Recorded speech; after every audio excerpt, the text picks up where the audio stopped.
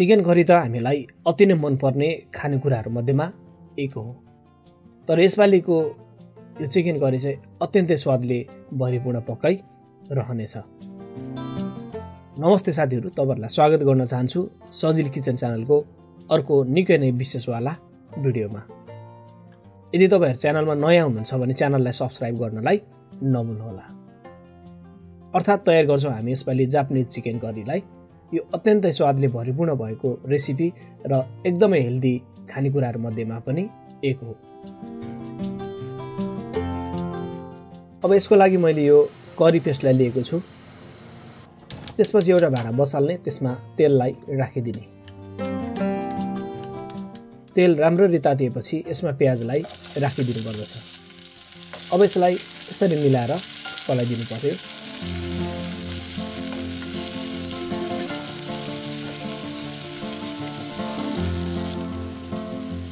अब यसमा चिकनलाई राखिदिने। यो कुखुराको मासु चाहिँ हड्डी नभएको मैले यसमा युज गरेको छु। यसमा बोनलेस नै युज गर्ने गरिन्छ।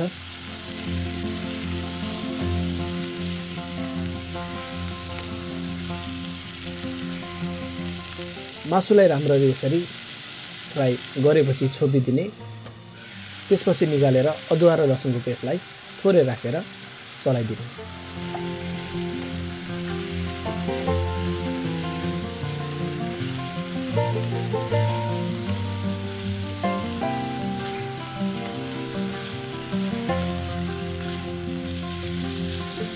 र यतिको भएपछि यसमा थोरै नुन अनि मरिचलाई राखिदिनु अनि चलाइदिनु पर्छ।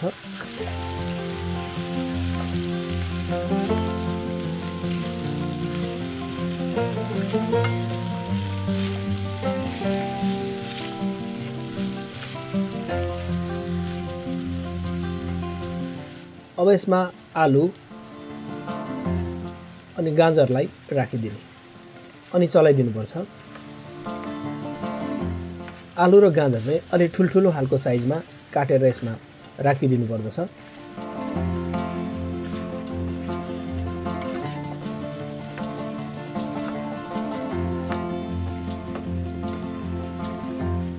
अब केही समय यसलाई फेरि पनि छोपेर पकाउने अनि निकालेर चलाइदिनु पर्छ।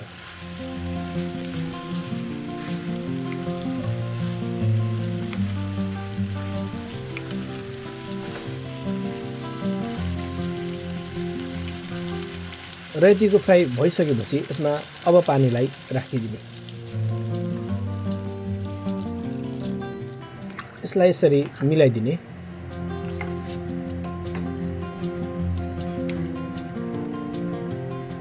अब छोपेर पकाउने अनि यसरी बोइल भइसकेपछि निकाल्ने अनि माथिबाट जुन फिजहरु आउँछ यसलाई यसरी निकालेर फ्याँकिदिनु पर्छ।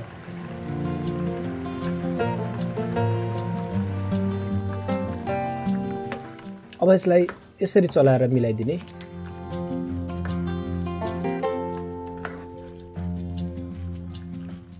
अब गोल्डन करी पेस्टलाई यसरी राखेर चलाइदिनु पर्छ। यो खाना चाहिँ निकै नै हेल्दी खानेकुराहरु मध्येमा एक पनि हो।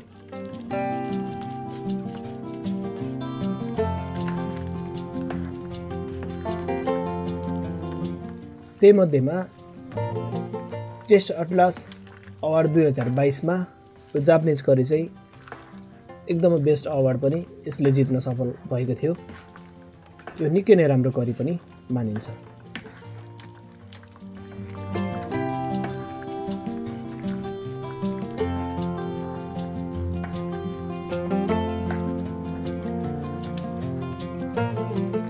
अब यसरी मज्जाले बाक्लो हुन पनि थालिसकेको छ अनि बीचबीचमा यसरी चलाइ पनि रहनु पर्दछ। जबसम्म हाम्रो पेस्ट चाहिँ यसरी मेल्ट हुँदैन यसरी नै चलाएर तयार पनि गर्दै रहने।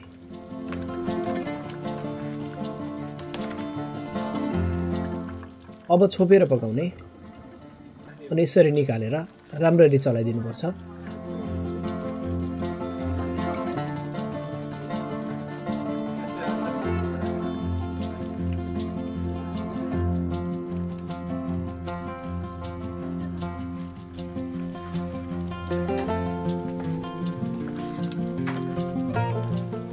र यसरी बाक्लो भएर हाम्रो लगभग यो चिकन करी चाहिँ तयार पनि हुन थालेको छ।